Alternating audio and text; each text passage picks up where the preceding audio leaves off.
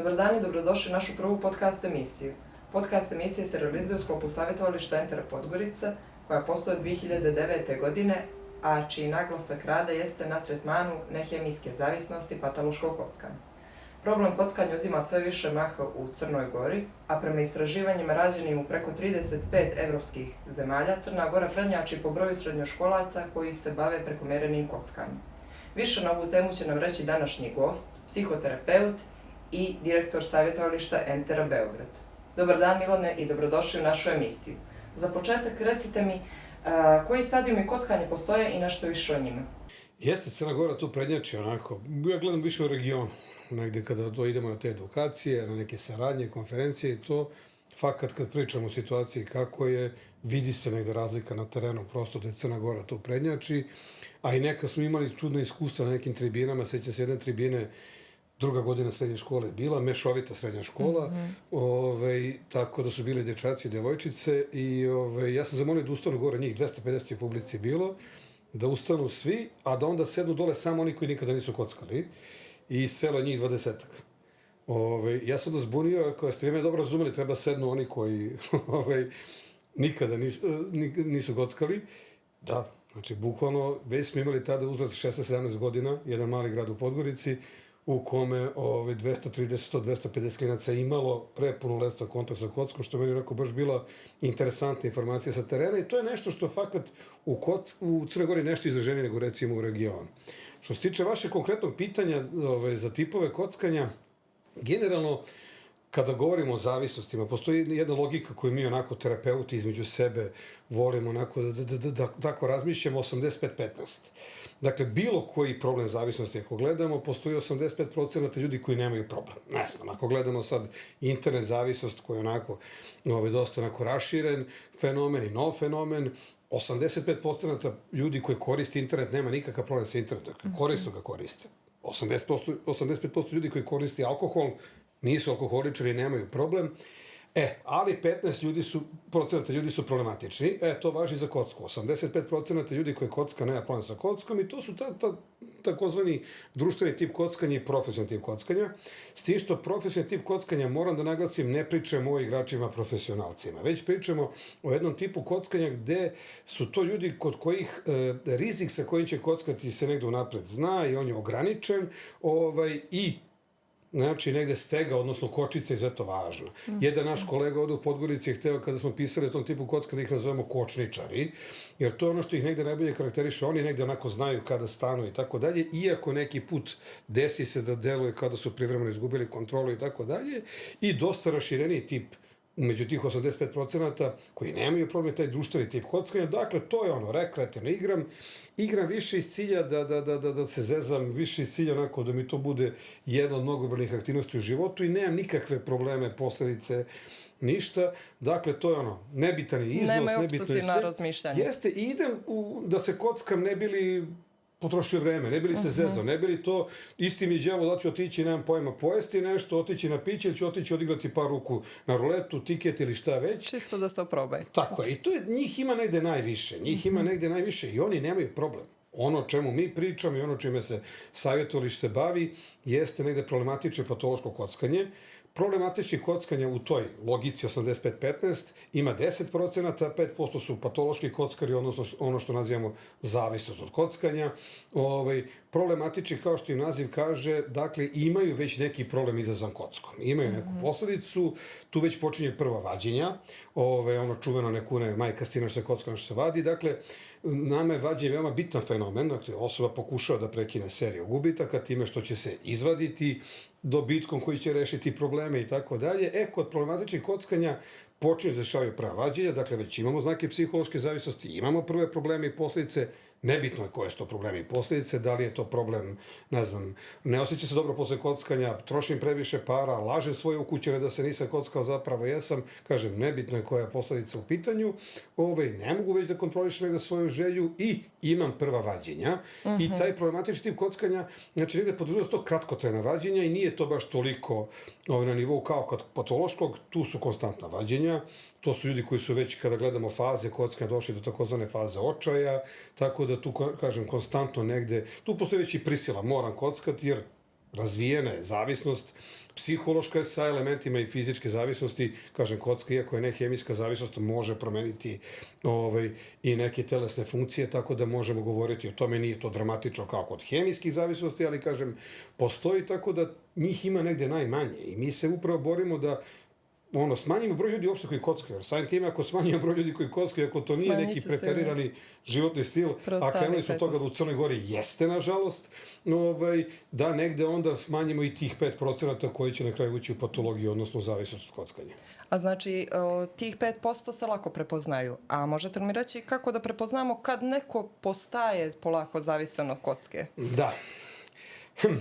Pa negde, onako, opet sad ja negde, naglasak će biti na kocki, ne mogu govoriti o svim zavisnostima. Nemogućnost kontrole, nemogućnost kontrole, znači čim ja ne mogu da kontrolišem svoju želju, to već negde govori o tome da crvene lampice treba da se pale, a druga, recimo, negde bitna stvar koja takođe može da bude onako dobar pokazatelj jeste pojava prvih posledica.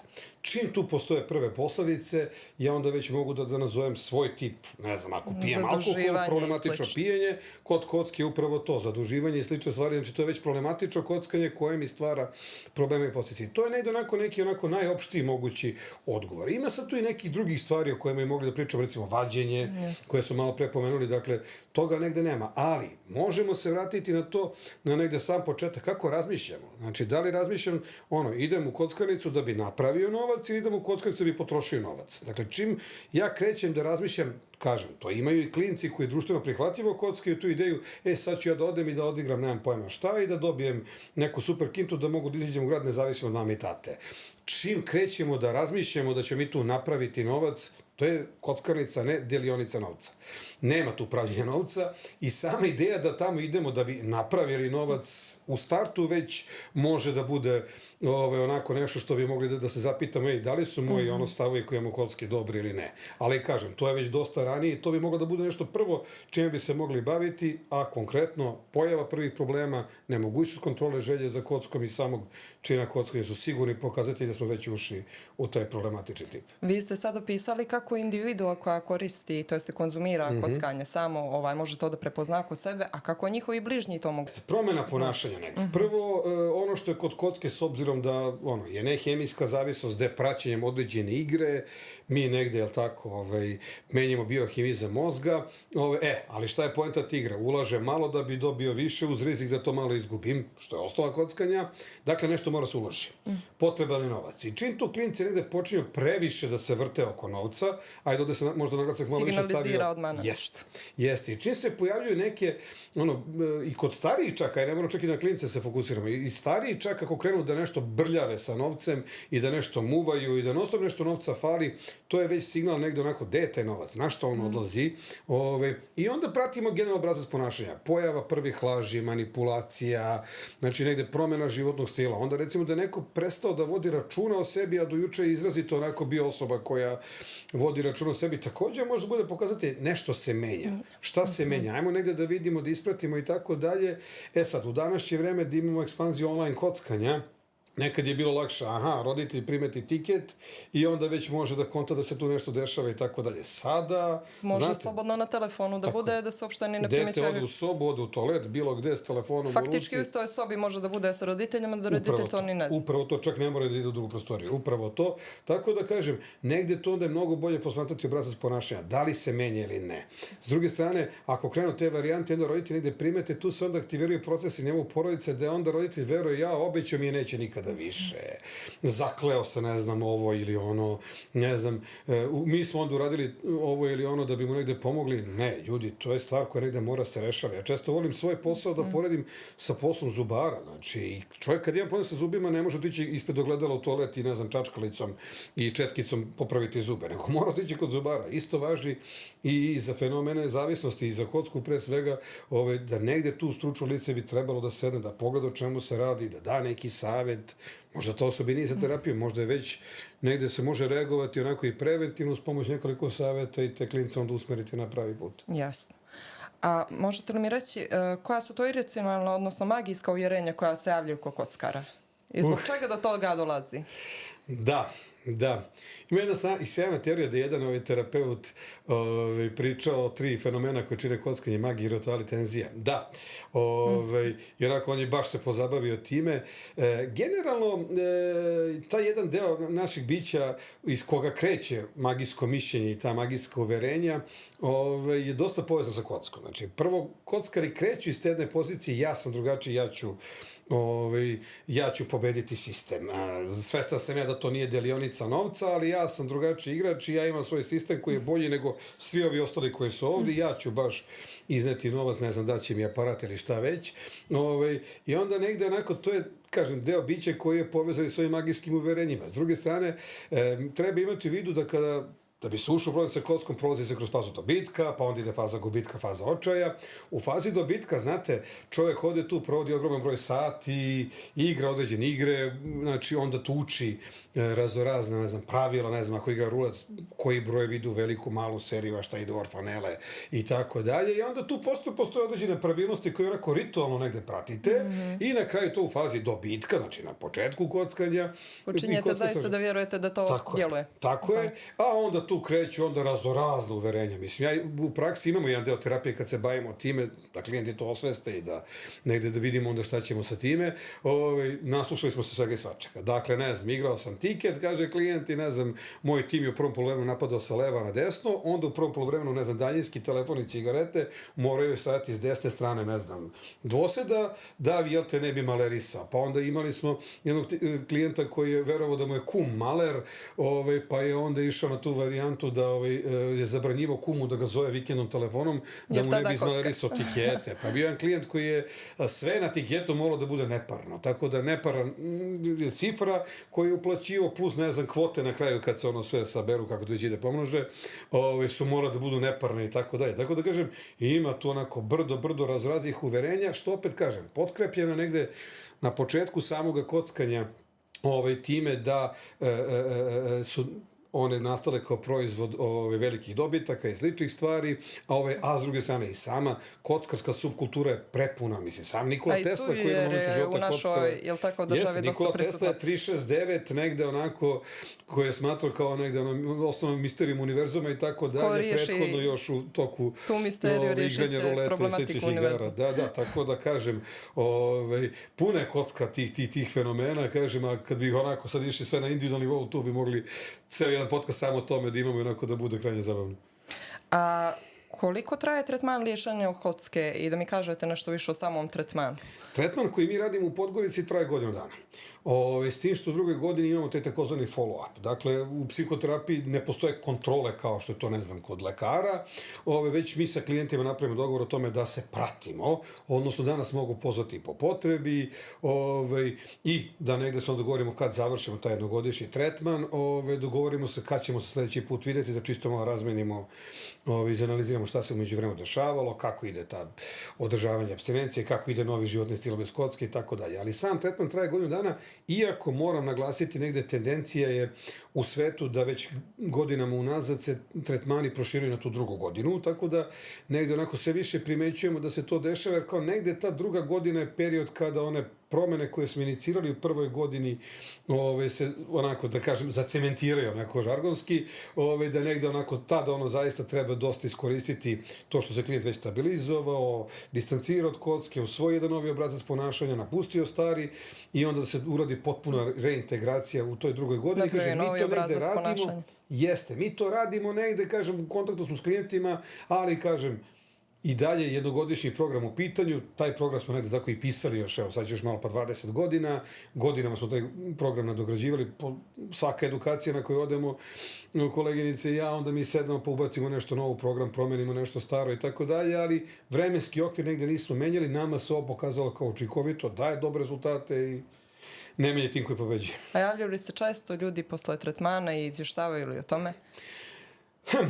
Da. Jer kažu Negde, kao kad je prelomni moment dođe nakon liječenja i sve, da zapravo tada trebaju najviše da se odupru. Zato sam ako malo ovo i dao, da ako se ne razvukao. vrate, nazad starim navikama. Jeste to onako čudno. Ljudi imaju malo potrebe, imam utisak da se odmore i od terapije od svega. Tretman bilo koje zavisnosti pri patološkog kockanja zna da bude izuzetno onako intenzivan. Treba imati u vidu da recimo za razliku od psihoterapije da se radi jedan puta nedeljno u početku, pa onda sve ređe i ređe. Recimo u adiktološkim tretmanima, dakle se od starta kreće sa 3-4 seansa nedeljno. Pa tu onda postoje individualne grupne seanse, porodične i tako da sve zavisi od programa koji se radi. Tako da to zaista bude onako jedan veliki napor za klijenta i njegovu porodicu i onda negde kad prođe ta godina nekako imam otisak da imaju potrebu da nam vide leđa, da se odmore malo od terapije. Kažem, određen broj klijenata ostane u kontaktu, ne bi sad nešto baratao procentima, ne znam koji, ali određen broj klijenata ostane s nama u kontaktu i imamo kontakt i pratimo se šta se dešava i tako dalje. Nažalost, sa nekim ljudima izgubimo kontakt negde onako trajno, ne čujemo ih više, ali sretnemo se ponekad u gradu i onda tako, ili dođe neko na preporuku i kaže, ja sam došao preko toga i toga, i onda, kako je on, evo, ne kocka već toliko i toliko godina, zato sam i došao kod vas jer znam da nekad bio u problemu i tako je, tako da dobijamo informacije i o tim ljudima posrednim putem. A pomenuli ste porodicu, pa bih da pitam koliko je bitna podrška porodice u tim trenucima i koji je najefikasniji pristup i porodice i osobe koja je zavisna liječenju? Porodica je bitna i u smislu faktora nastanka same zavisnosti i kasnije bitan faktor tretmana negde. Tako da, generalno negde, znate, bolest zavisnosti je sistemski problem. Znači, obuhvata čitav sistem, čitavu porodicu, pa i užu i širu okolinu. Tako da negde samim time treba sa svima i raditi. Ono što negde mi recimo ovdje u Podgorici radimo, nama je naglasak, moram pitati malo više na individualnoj terapiji. Uključuje se porodica, radimo je porodično, ali nije približno koliko radimo. Tek nakon određenog perioda. Tako je, nama je naglasak na individualnoj terapiji. Ranije smo dosta veliki naglasak imali na grupnim terapijama i tako dalje, pa smo imali grupe samopomoći ovdje u Podgorici koje su bile fenomenalne, koje su vodili bivši klijenti koji su onda nakon završenog tretmana završavali određene edukacije za vođenje grupa samopomoći i kažem, radili su po specifičnim principima i tako dalje. To je onako baš bio fenomenalan projekat koji je trajao baš dugo godina. To je, nažalost, posle korone stalo i nikako da negde obnovimo, mada nam je to ideja.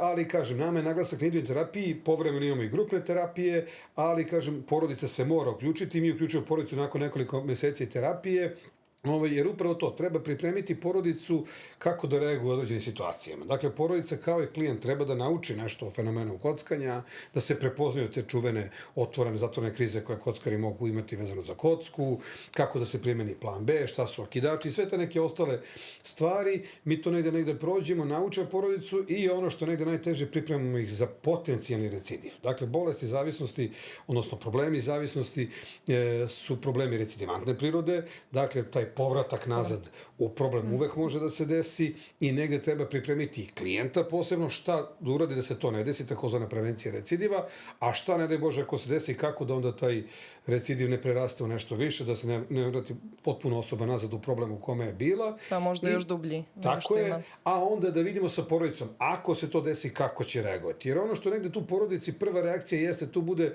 čitav jedan emocionalni haos. Dakle, tu bude i ljutnja, kako si mogu ideš na terapiju, posle svega što smo uložili. A to zapravo nije poželjno. Apsolutno ne. Kažem, osim ljutnje, tu bude onda i strah, bude i beznađe, bude i tuga. Baš bude onako jedan čitav onako lonac emocija raznoraznih, a zapravo adekvatna reakcija jeste, ok, ajmo da vidimo, da zaustavimo ovaj recidiv, ajmo da odemo na terapiju, ajmo da vidimo s terapeutima, da razgovaramo šta se desilo, da se uradi analiza recidiva, kako je do recidiva došlo, koji su propusti se desili i potencijalne greške, kako da se te greške onda u budućnosti ne ponove i tako dalje.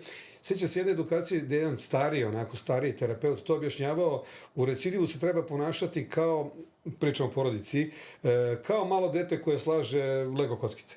Znate, ako dete krene slaže Lego kockice i onda ih sruši, pa neće roditelj pritrčati i drati se na njega. Što si srušio kockice? To dete bi onda patelo te kockice, nikada više se kockicama ne bi bavilo, nego će prići pomoći mu da vidi gde je pogrešio i kako da sastavi sve to iz početka.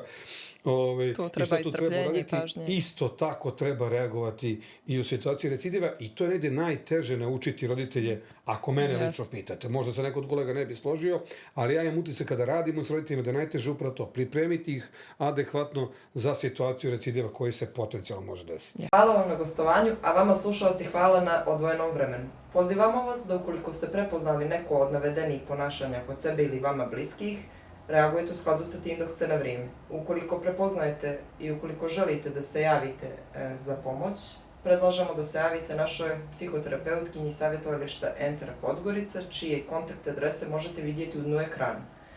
Ukoliko želite da pročitate više o temi, možete vidjeti na www.kockanje.me.